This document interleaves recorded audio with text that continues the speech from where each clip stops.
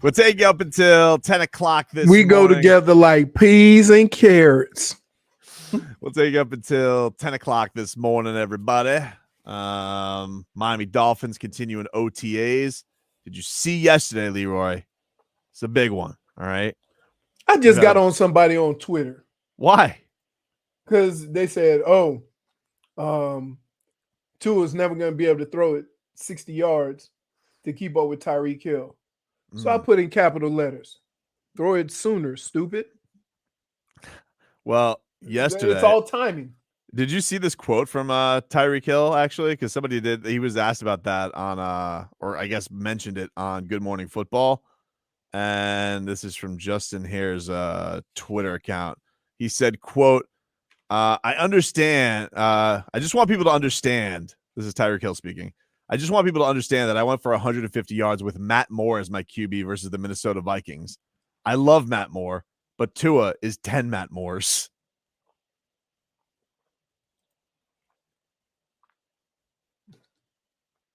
I mean Matt Moore's going to catch that Shooter shrapnel. knows. He knows. He knows. That's a great quote. Tua is 10 Matt Moores. Woo! We should just start great. Is it Matt Moore coming in for relief? Oh, that's a good question. Matt Moore starting. Well, no, if Matt he was Moore 10 coming in for relief is a Hall of Famer. Right. 10 Matt Moore. If Tua was 10 relief Matt Moores, he would be John Elway and Dan Marino having a baby. Like, that's what that quarterback would be. 10 starting Matt Moores is like, that's a good quarterback, but not the greatest quarterback of all time. It's a good question. We should find out. I got to go look back on Chiefs Matt Moore versus the Vikings. Was he really? I feel like Matt Moore was a Dolphin the entire time of Tyreek Hill's career. Matt Moore actually played with Tyreek Hill. I don't even remember that, because I felt like Matt Moore was a Dolphin for like 9 years. I do remember him on the Chiefs, but I don't remember him playing at the same time as Tyreek Hill. I wonder what it would have been. The only thing that would have made that quote better is he would have replaced Matt Moore with Chad Henne. There must be a relationship between somebody in the Dolphins and somebody in the Chiefs. With the Chiefs? Because, Matt Moore. They just keep going quarterbacks. Chad Henne, and then the trade. Yeah. So, Tyreek Hill yesterday, he got the orange jersey. The cheetah. Come on, that's what I do, baby. I'm the cheetah, man. He's the cheetah. He's the cheetah. You know what cheetahs say to lions? Can't catch me. You can't catch me. I'm the cheetah, man. I'm the cheetah, baby. I bet he had a great playlist. Great playlist. This is my favorite part of going to OTAs now. I just want to see who has the orange jersey. I don't really care about anything else. You want to see who has the orange jersey list for their playlist? That's right. Yeah. That's right. It's exactly what I'm going for. I don't think anybody's going to top Christian Wilkins because he has show tunes. I'm like, is that High School Musical he's playing? Sure was. And I know that well because my daughter was on a High School Musical kick. All the sequels. Hey, you want to impress me, Christian Wilkins? Play some Pitch Perfect. Wow. Oh, that'd be good. That is a catchy ass movie. I'm not gonna lie. It is. You can't. Catchy ass movie. All the hits sung a cappella. Yep. You can't. And then there's a couple of people like the have you seen the third one? Those are actual artists. I don't think I did see the third other one. groups. And the one chick, there's a group with two chicks, not the white chick, but the mixed chick. She is a Prince protege. She did a lot of stuff with Prince. Wait. Really? Yes. Prince did it like that? Like he had proteges? He wrote music for everybody, dude. Like like everybody thinks of Prince and his music, but if you go and look at some of the music he wrote for other artists in every genre, it's amazing. So I can't think of her name right offhand. She also did a show. She was in a show, another show. So I've seen her, but yeah, she's a musician and she did a lot of stuff with Prince. Let's get back to this because you were a math major. Like, how many Matt Moores is Aaron Rodgers? Just so I know. Like, I want to know, like, in how like you're if we trying can to. if we can get to an equation here, like I'd like to know like how many more Matt Moores does Tua have to go before he's elite? So like is Aaron Rodgers 15 Matt Moores? Is he 20 Matt Moores? No. How many is Patrick no, Mahomes? No. I would say Aaron Rodgers is, as far as talent, Yeah, talent. he's the best quarterback in the league. That wasn't my question. Hold on. How many Matt Hold Moores? on. How many Matt You Moores? let me do my process. You don't tell me how to do it, how to get to an answer. So, if I'm multiplying Matt Moores to get to Aaron Rodgers, he is the benchmark as far as accuracy, being able to throw the ball on the run, and all those things. Then you go Patrick Mahomes. Yep. Right? He's also got a lot of that, but he's not as accurate as Aaron Rodgers. So I'm going to say 20. Wow. Okay. Wow. Okay. So we're saying, well, then, so we're saying that Tua is half the quarterback that Aaron Rodgers is, according to Tyreek Hill currently. But how much growth, like how many Matt Moores do you think you could grow in a year? Could he grow by 3 Matt Moores? Because by the end of the year, could he be 13 Matt Moores? But here's the deal. If he has a lot of success, and here's what I don't want to happen, right? If Tua has success, I don't want all of the Tua haters to come out and say, "Oh, they had to get all these weapons around him." Yeah, that's kind of how it works with everybody. Yeah, great. Oh, right? Okay. Didn't realize that Patrick Mahomes was throwing to bums. Right. Well, Patrick Mahomes was throwing to Tyreek Hill too. That's right. And some of those balls look like ducks, and Tyreek would run around and catch it and then run. So I did get the goosey. I saw I think a story that was Gesicki started watching film of George Kittle. I was like, oh, I like that. Now I don't know if that means he's going to block like him, but I would like it. Hey, hold on, player. He needs to watch Michael Thomas because that's about close to tight end. What do you mean? He can't get the block skis? That's either in you or not. Come on, dude. He's so big. I don't understand. Why can't he block? He's a big guy, Leroy. He's a big guy. He's a big wide receiver and a tiny tight end. No, he's a big guy. He weighs 20 pounds less than Kittles. Hold on, let me see. What are you talking about?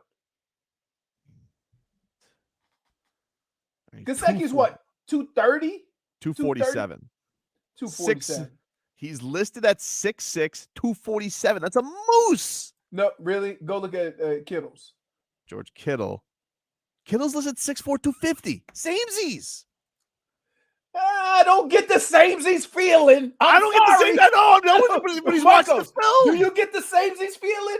I'm Googling it, dude. I don't I swear to God. I swear to God. So you telling me the only reason why Gesicki can't beat George Kittle's is because of want to? I think so. I don't know. You tell me. Let me just tell you. Isn't that all blocking is? Is that want to? I don't know. No. Listen, Pat Riley was out here yesterday telling all the intangibles, you better defend better. And I'm like, I don't know what can they do? He went after them. Dude, dude, wow. How fed up is he with Duncan Robinson and 2 fouls? He is tres leches is spoiled to him, dude. Hey, that is enough. I'm telling you right now, nobody gets fouls quicker than Dunks.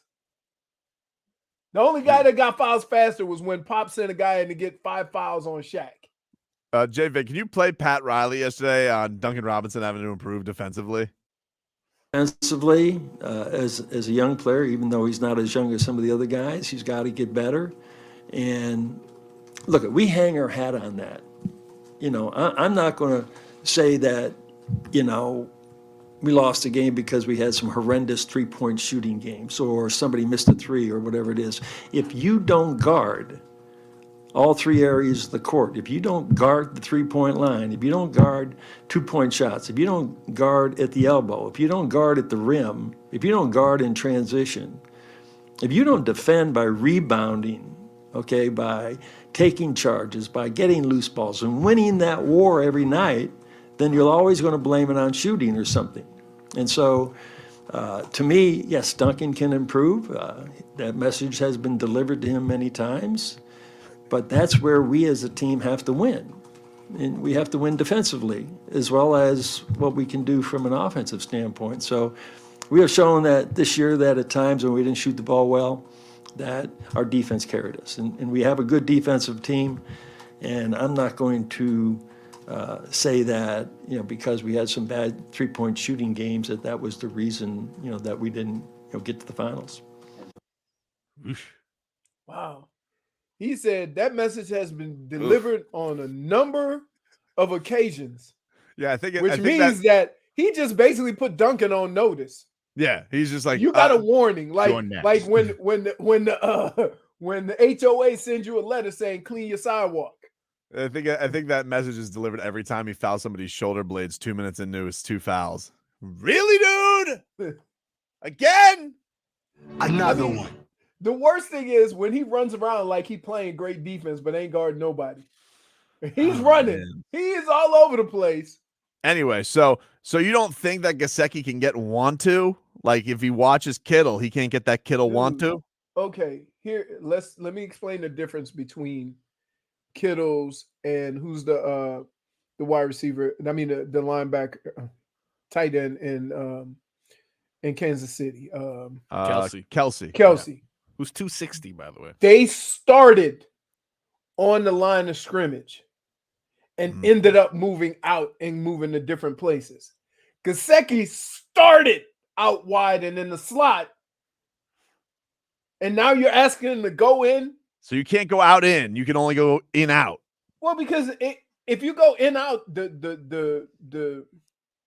your bread and butter is playing tight end on the in line of scrimmage. And and a lot of it has to do with where you came from in college, right? But I will say this, which is crazy.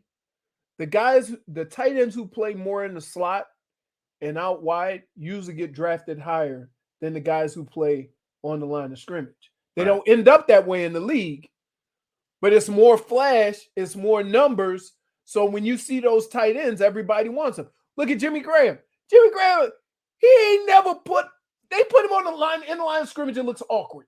Crazy. But you have guys like that. Those guys have always played in outside.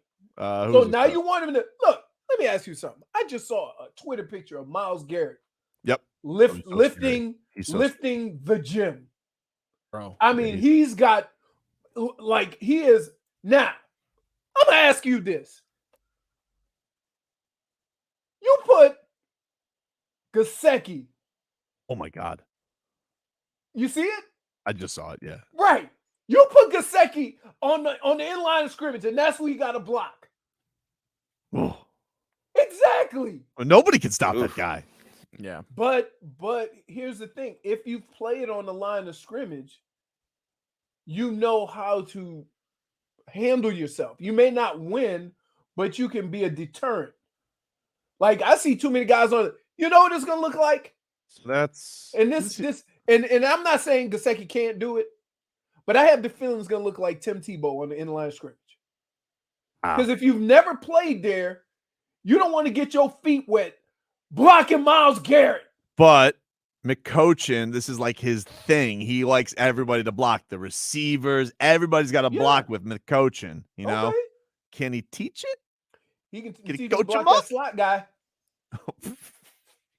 He can teach him to block the backside.